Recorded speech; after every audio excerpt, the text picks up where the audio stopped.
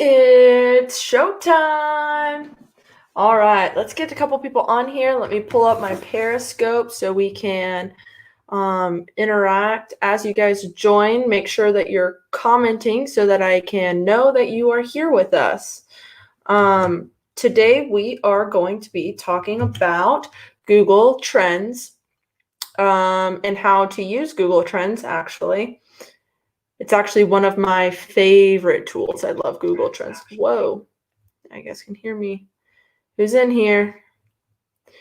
Anybody joining us? Sorry, I'm trying to get all this stuff set up so that I can see. Javi, thanks, or Javi, thanks for joining. All right, today, like I said, we are talking all about Google Trends and how to use them and all sorts of fun stuff. Melicia's here. Just saw you pop on, Militia. Thanks for joining. So just a quick word. Today and every day, we are powered by Streamyard, and they have been an awesome helper with this. They actually gave me 2 years of free Streamyard so that I can make sure that everybody can see this. So if you don't know, this is streamed actually on Jim Jones. Thanks for joining. Captain Coder, thanks for joining. If you guys don't know, this is streamed on Facebook, YouTube, and Periscope. So I do have the Periscope feed live so that I can see as people are coming through. I'm not smart enough yet to figure out how the heck to see when people are joining in on Facebook and YouTube. So if you are joining us from Facebook or YouTube, make sure you leave a comment so that I can welcome you, like our friend Militia here. Thanks for joining, Militia. All right, who's ready to see Google Trends? Let's do it. David, thanks for joining. All right, let's do this Google Trends thing. So if you've never used Google Trends, this is about to change your life. Or maybe even if you have used Google Trends, maybe I can still change your life. That's the hope. Jem, thanks for joining. Rating Devoter, thanks for joining. So let's just get started. The best thing, so they have some of these examples that you can start with. Most of these times, these examples have nothing to do. I mean, these are the same examples they use all year round, all of the time, ever. And you can see right away that they're comparing queries right here. But you can also see the latest stories and insights. So they do tell you some of the top stories. So recently trending things right here. It is 9/11. So here in the States, that's usually a really big deal because it's a big day in history. And yeah, anywho, Patriot Day, Fresh Prince of Bel-Air is trending. So this can be good because, well, depending on why Fresh Prince of Bel-Air is trending, commemorates okay, so Google is commemorating Fresh Prince of Bel-Air today. It seems like an odd day to do that, but so you can hop on, and when you're creating content for social media, reference Fresh Prince of Bel-Air because it's already trending. You're joining that conversation, right?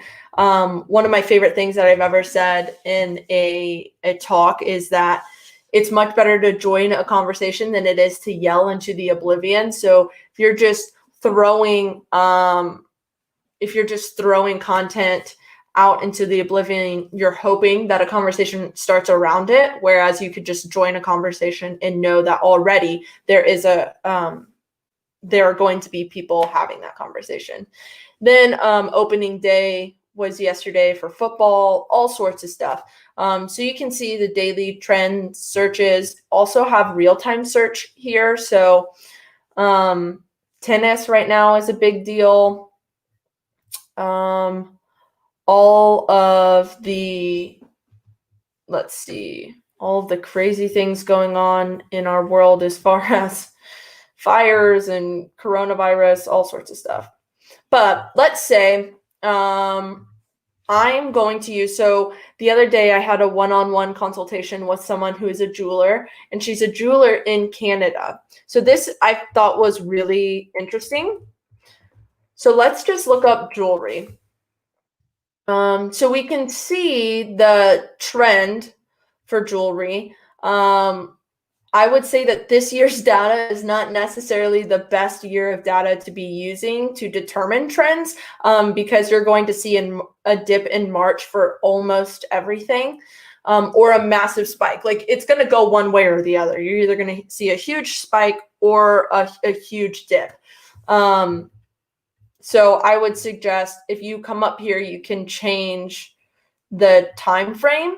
So I would suggest past 5 years, and you start to get a better idea, because you can see this is obviously an outlier. Like, there's not usually that big of a drop in March. But very obvious times to be buying jewelry are December and February, right? So right around Christmas, right around Valentine's Day. Now, well, and May, Mother's Day. So as a jeweler, I mean, I'm sure they know these things innately, but this is just a nice way to confirm that they are going to see surges around this time. Now, so this is just in the United States. If I did, I can do worldwide, and it's pretty much the same. But here's what's interesting. So in America, we spell it jewelry like this. In Canada, they spell it like this. And you can see the difference in popularity. So if you're doing SEO, you're reaching a global audience, let's say, and you're trying to figure out if you should use your spelling of jewelry or the English, like the US version of spelling jewelry. This right here would tell you that the US spelling of jewelry is probably going to get you far more visibility, right? You can also see the breakdown by region. So, for instance, Thailand, the Ukraine, Mexico, and Philippines, there is a little bit more use of the word, this spelling, but you can also look at the highest places for the other spelling, and that's India, Ireland, UK, New Zealand, and Australia. So that's definitely something to keep in mind. So I like to use this. I mean, obviously, this is a different kind of example because it's two different spellings of a word, which could, I mean, be helpful. But let's say you're a marketing company and you're trying to figure out if you should use. Okay, I thought that was wrong. I'm not a great speller, y'all. And you can see again, so marketing is used far more than advertising. And you can see that marketing had a bit of a lift in recent years, but advertising has had a bit of a decline. So we know that we should probably be focusing on the word marketing. Now, aside from all these comparisons, there's actually a ton of information in here other than just comparing keywords. So I'm going to take this to Kansas. So I live in Kansas, and maybe I want to create content about marketing that is really going to resonate with my audience here in Kansas. Or I just want to know who in Kansas to target. Well, this tells me by metro who to target. Fun fact about Kansas, we are the owner of like the largest DMA in the country, and it takes up 3/4 of our state. So it's usually always one of the top ones. So I always come down and change it to city because metro is not a very good saying. So this will show me that compared to people in searches, Lucas Kansas has had the most interest in the last 5 years, then Independent, Deering, and Manhattan. And then we can see the queries that are often related to marketing that are being made. So right now, these breakouts, it defaults to rising, okay? The breakouts will show you that the words that are currently peaking, like are on the rise. So internet marketing services, that's really no surprise that we're seeing a lift in that now as more people are having to go digital that have put it off for so long, right? Storytelling marketing, this is a really hot topic right now. So if you're a marketing company, you're struggling to get clients, maybe you write a piece about storytelling marketing and show off your skills, right? Online marketing services. So this is a nice way to find like synonyms as well. Let's see here. A lot of these are just names of marketing companies, but marketing communications management. There's a lot. Outsourcing internet marketing. Day spa marketing. There you go. That's a piece that you could create right now. People, it's having a rise. So, you know, maybe go see what it is, what the rise is about, and if you can create something that can show up there. What else? Yeah, just so these are all queries that are on the rise. But if we want to see the top ones from the last 5 years, then we see digital marketing, online marketing, what is marketing, right? These are all the top ones. Email marketing, this is just the gauge of their interest. And if you see one that you find interesting, so let's say content marketing, I can add it as a comparison and compare it to marketing. So you can see marketing by far overtakes content marketing, but you can add multiple of these. So let's do content marketing versus, oh, these are all rising. Oh, wait, let's do that storytelling marketing if it shows up again.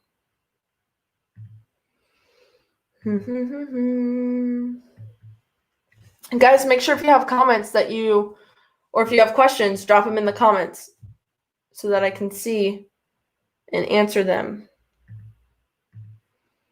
Let's see, outsourcing digital marketing.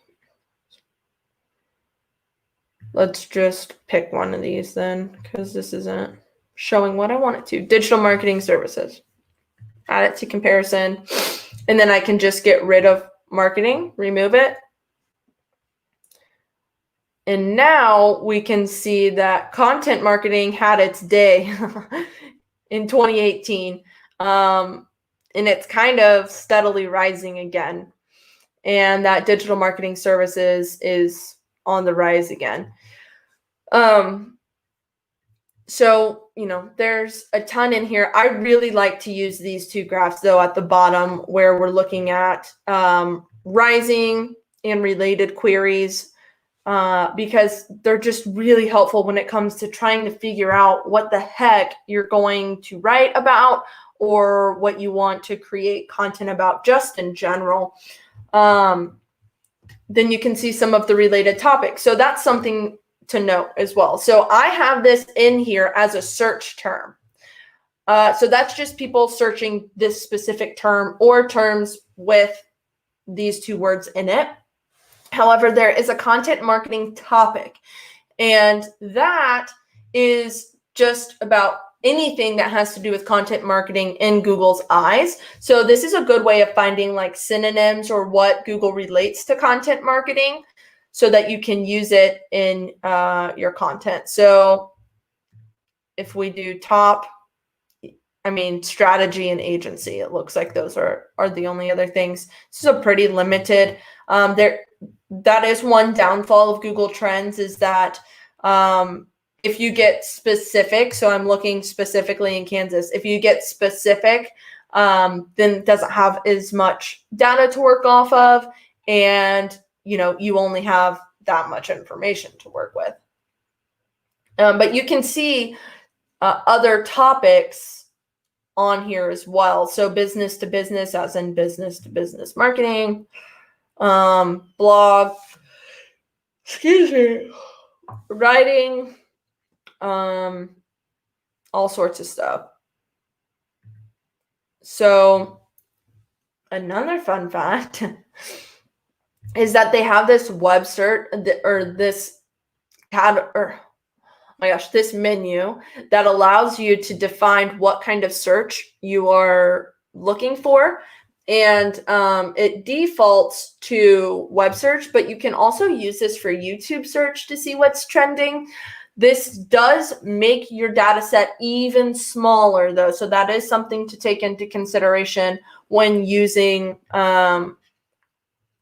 Google Trends and changing it over to YouTube search. But honestly, I would do this like as the United States or as worldwide when you start to get into these YouTube searches, just so you can get a better idea of who or just of the data in general. So content marketing tips is a breakout on YouTube right now. So you could do content marketing tips for 2020 and beyond, right? You can make that video and optimize for it because we know that the searches for that are on the rise. But there are other top ones here as well. The topics related to, or the companies related to content marketing are in here as well. So this is where we get into looking at like brand lift. So I actually wrote a piece right after the Super Bowl where I used Google Trends to look at the brand lift for each brand that ran commercials during the Super Bowl because I'm nerdy and those are the things that I find interesting. Thanks for joining, Schleckner, B. Schleckner. I'm assuming that's how you say that. Thanks for joining us. So I did this whole analysis over, like, for instance, I did Bud Light with, I don't remember, Bud Light. What is the name? LNFO. And Michelob.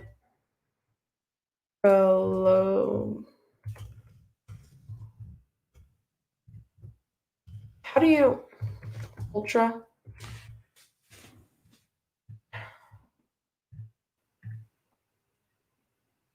I don't know, alcoholic drink. So I changed, let's do this. Anyways, I was doing this to see if people were looking at the ad, if they searched the ads afterwards, and I did it over like a 2-hour period and then a 24-hour period. And like what's funny is, so Budweiser has always done the horse ads, the Clydesdale ads. And so when I did this during and right after the Super Bowl, people were actually Googling whether or not Budweiser had even run a commercial because they didn't use the Clydesdale. So how do you think that ad performed if people didn't even think they ran an ad? Probably not very well. So you can measure some of your mass communications and the effects and impacts of them here in Google Trends. So for instance, HubSpot, if they were trying to figure out if their brand recognition has gone up, I would say yes, because their interest over time is on a steady increase. So compared to where they were in 2015, they have about double the brand recognition. And clearly they did something around April of 2016 that really gave them a boost, right? So, and you can export all of this data. So I'm going to export it, and then I have to show you another screen here so I can show you. Hold, please. Hold, please. You're going to see me for a second, and I'm going to share a different screen, application window. Sure. Okay, So this is all of the data that you can get from Google Trends, right? Well, not all the data, from that specific graph where it shows you interest over time. And so what you could do is you could put like campaign numbers and compare this to the campaign numbers. So like if you're spending, let's say they were spending on Facebook ads or something, they can compare the spend by day to this by day. Well, this is week, so weekly spend. I mean, there's all sorts of, they could do page views to see if they actually got people to their website or people were just Googling. There are all sorts of fun things you can do with that data once you get it into Excel or Google Sheets or whatever you want to use. So let's go back here.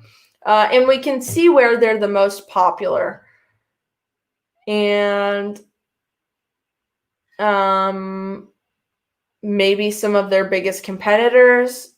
But they also see right now, so like if I was HubSpot, 100% I would be monitoring these rising queries all the time to figure out what content I need to make. So HubSpot sequences, they should make a post over HubSpot sequences or a video over it, over their Outlook plugin, because these are the things that people want to know right this second. HubSpot and GDPR. You know, if you open that, obviously, you know, we're going to start seeing another spike here again soon. And you can see what Google is relating topic-wise. So regulatory compliance, I would try and make sure that I use that in whatever piece I create. But let's actually search this search term. So they do show up in all of these. Literally all of these are them, which is good. And then you get down here and it's not. But like, you know, you could always make sure that you're showing up for your rising queries if you're paying attention to them. Because what was that other one? So HubSpot, Zoom integration. Obviously, that one is probably very big right now.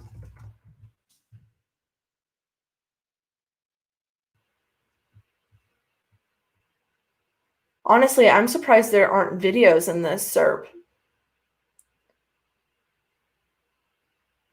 And they only have a couple. I mean, they have the first two listings, but they could definitely, I would imagine, do a little bit better there. So again, the content marketing opportunities here are big time. Let's look at Salesforce.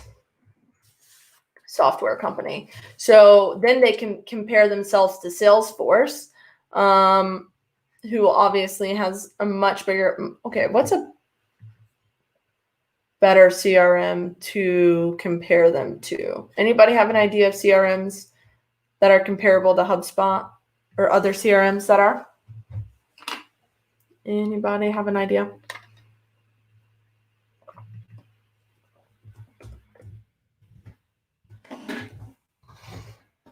Then HubSpot,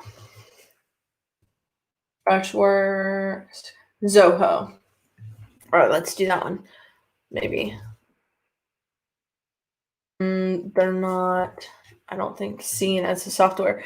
So this is also, yeah, HubSpot is weird that it does so much, for sure. But it also tells you, and I think what's cool about Google Trends is that it does, again, it's telling you exactly how they are understanding you as an entity. So they understand that HubSpot is a software company. Just like when I put in here Zoho, they're not yet seen as a software company. So they might want to work on that.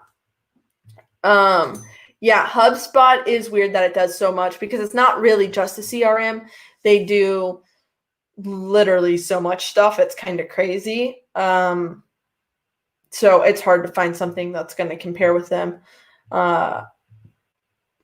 So yeah, but this, I mean, let's see if, no, I'm trying to think of, okay, subtitle and quoting.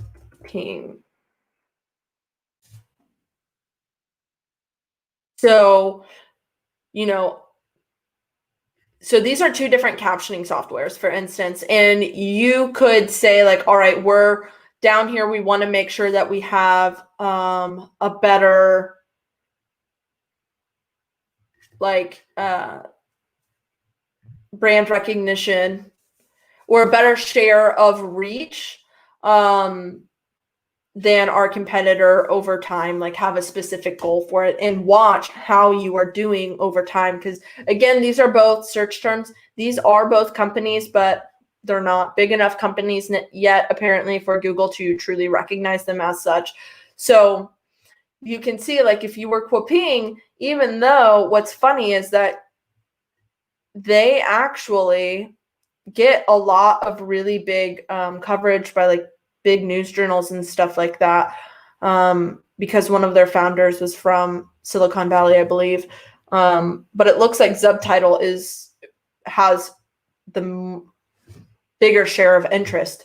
So you can absolutely use this for understanding your brand lift and understanding how much or how you're comparing to your competitors. Let's see. They have all of these categories as well. And, oh, this is a good thing. Let me get out of here real quick. Remove. I'm going to go to video captioning. That's an H, not a G. Video captioning. And so if you export this data, so this only has the top for video captioning. Okay, that's apparently not a very good topic. How to add closed captioning to a video. We can see the trend of this over time as well. Obviously, it's gone up. Okay, let's look up video editor. Easier.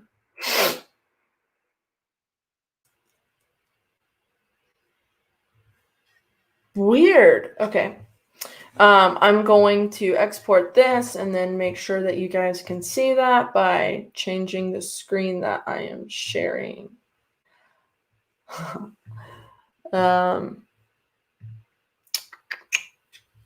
Oh, I didn't open this yet, so you can't see it. Here we go. Okay, so you only get